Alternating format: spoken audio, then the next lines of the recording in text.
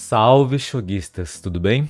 Vamos aprender mais uma técnica hoje, número 48, nível básico, e tem o nome de Nimaigai. Quando eu era criança eu chamava de Nichogai, não sei se está certo também, mas o Nimaigai é a forma correta de dizer. O que é Nimaigai?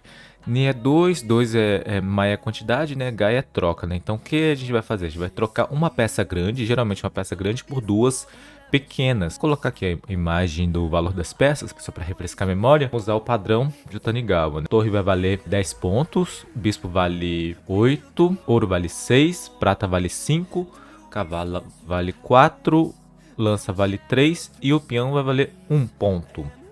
E a partir disso, né, a gente consegue perceber que, como, por exemplo, o bispo vale 8 pontos, se a gente trocar um bispo por um ouro mais uma prata, vale muito a pena. Como o ouro vale 6 e a prata vale 5, né, se a gente fazer essa soma, vai dar 11, 11 é maior que 8, é o valor do bispo. Então vale bastante a pena fazer essa troca de pelo menos uma peça grande por dois generais. Então, vamos ver na prática essa ideia. É um exemplo bem típico em que a gente pode fazer essa troca de dois generais por uma peça grande nossa. No caso, qual a peça grande nossa? O bispo. O bispo ou até a torre, né? Se a gente fazer essa troca, vale a pena. A gente captura a prata, que está em 2-2. Ele recaptura de ouro, que está em 3-1. E a gente captura com a torre, transformando em dragão. E aí a gente tem uma boa vantagem material. Além dessa vantagem, claro, estratégica de invasão, né? Só contando vantagem material já vale bastante a pena essa troca. Vamos ver outro exemplo aqui. Um exemplo bem típico. Aqui a gente atacando esse ponto 4-4 do Yagura. Tem dois generais. Aqui a gente pode pegar tanto de torre quanto de bispo. Se a gente pegar de torre, é interessante porque é recaptura de ouro, a gente captura de bispo. E nessa recaptura faz cheque. E depois que ele, por exemplo, ele foge, a gente consegue promover o bispo em alguma dessas casas, né? Se a torre do oponente vier aqui, a gente consegue promover em 7-1 e ainda judiar da torre do oponente. Então a gente fez a feirinha, né? 2 por R$1 aqui e 2 peças por uma, e ainda consegue uma vantagem estratégica, além da iniciativa. Então nesse caso é uma troca excelente, extremamente boa. Vamos ver outro exemplo. Aqui foi o exemplo anterior, né? A gente captura aqui a prata, captura o ouro captura e depois captura o ouro. E aqui a gente consegue também essa vantagem de invasão e estamos atacando diretamente ali no castelo do oponente. Tem um ditado que fala, na troca de 1 por 2, a gente também conta o peão. Então vai ter casos em que a gente vai trocar uma peça média e uma peça pequena por uma peça grande. Como esse caso aqui, né? A gente está tomando um ataque duplo. Quando a gente acabou de colocar a prata aqui em 4-2, está atacando o bispo promovido e a torre promovida. E aqui, nesse caso, a gente pode fazer essa troca de 1 por 2. Bispo captura prata, peão captura e depois o dragão captura o peão. Foi uma troca de 2 por 1. Aqui foi uma troca desvantajosa, mas mesmo assim a gente tem casos que a gente tem que diminuir o dano dos males o menor, né? A gente trocou prata e peão, que prata vale 5, peão vale 1, né? Então vai dar 6 e o bispo vale 8. Perdeu pouco, mas a gente manteve a pressão de ataque nesse caso. Isso aqui valeu. Vamos ver outro exemplo em que a gente troca uma peça média, uma pequena, por uma peça grande. Onde estão nossas peças grandes? Tá aqui, o bispo tá aqui. E agora, nesse momento, o Gotê saiu com a prata para 65, querendo fazer essa troca, né? Essa troca aqui é uma troca boa para ele porque ele avança que é o cavalo atacando, né? O que a gente pode fazer? A gente pode usar o conceito de trocar uma peça grande por duas pequenas. Como? Aqui a gente sacrifica o bispo capturando o cavalo que dá o apoio, percebe? O cavalo dá apoio para essa prata, então a gente captura aqui o cavalo. Torre captura o bispo e aqui a gente pode capturar a prata. Percebe que foi uma troca de 2 por 1 por 2, né? A gente entregou o bispo e ganhamos o cavalo e a prata. E assim, matematicamente falando, né? A prata vale 5 e a prata vale 5 e a prata vale 3, né? Então foi uma troca de igual para igual, na verdade, aqui. Mas além da troca de igual para igual, nesse caso, o Sentê tem uma vantagem. Qual a vantagem? A vantagem da segurança do rei. O rei dele ficou muito seguro depois dessa troca, porque esse ouro aqui no centro defende muito para o ataque dessa torre. E aqui é uma questão de tempo pro Sentê construir um bom ataque.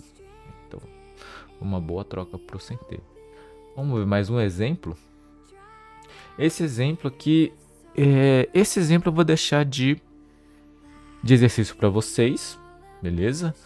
E agora eu vou dar um exemplo profissional em que isso, na verdade, não ocorreu, né? Mas que poderia acontecer, mas não aconteceu. Foi um jogo de título, disputa de título entre o Habo Yoshiharu e entre o Toyoshima Masayuki e o Habo Yoshiharu. Habo Yoshiharu foi sem T, ele foi desafiante do Toyoshima Ryu, que foi o terceiro jogo do Ryu 100 de 2020. Vamos passar direto pro ponto em questão. Foi um jogo de Aigakari em que o Toyoshima Ryu, jogando de Gote, ele usou a estratégia a sub-estratégia, né, do Aigakari, que permite essa captura do peão em 7-4. Existe essa estratégia. Uma estratégia bem nova também, bem recente. Mas ok, vamos passar bem rapidinho aqui. Toyoshima entregando bastante peão para ganhar vantagem no desenvolvimento. E o Rabo aqui centralizando o rei. Centralizou o rei para ficar longe desse ataque do Gote. Trouxe a prata pro centro também. Subiu o peão do canto para tentar ativar o bispo, né, por essa via. E aqui o Toyoshima pegou bastante espaço, né, bastante influência aqui no campo. A troca daqueles peões, né, o peão de 7-4, peão de 3-4. Entregou 2 peões para pegar esse espaço no campo. E aqui veio o ataque do Toyoshima, né? O Toyoshima subindo o peão 9-5, peão toma peão. E aqui, olha só, se a lança toma peão, viria o 2-1, né? 1-2. Se a lança toma peão, tem aquele espeto, né? Que a gente aprendeu recentemente. Se o bispo foge para 8-6, lança toma em 9-9. Se o bispo foge aqui para 8-8, teria o ataque na cabeça da lança e seria bem ruim para o sem T. Lança captura peão, lança captura lança e aqui permitiria a invasão da lança, né? E a gente perderia material. Mas qual a ideia? Nesse momento tem 1-2. Onde tem 1-2 aqui? Primeiro a gente captura aqui a prata em 6-4. Aí depois de peão captura bispo, teria a lança captura em 9-5, né? 2-1, né? Capturou a prata e a lança pelo bispo. Teve desvantagem material? Teve, sim. Mas aqui a gente consegue pegar 2 peças por uma. E depois a gente consegue, por exemplo, promover a lança e depois usar essas 2 peças de alguma forma positiva. Isso aconteceu no jogo? Na verdade não aconteceu, né? Porque o Toyoshima estava ligado que essa troca é ruim para ele. E ele fez essa jogada aqui. E o jogo seguiu e eventualmente quem ganhou foi o Toyoshima. Ganhou o terceiro jogo dessa disputa de título. Certo, então esse foi o vídeo de hoje. Então tentem fazer sempre o 1-2 para ganharem vantagem material. E podem contar também com o peão ou a peça pequena quando for fazer esse tipo de troca, porque a gente pega 2 por 1, né? Então, o vídeo de hoje foi isso. Muito obrigado, gente, e até a próxima.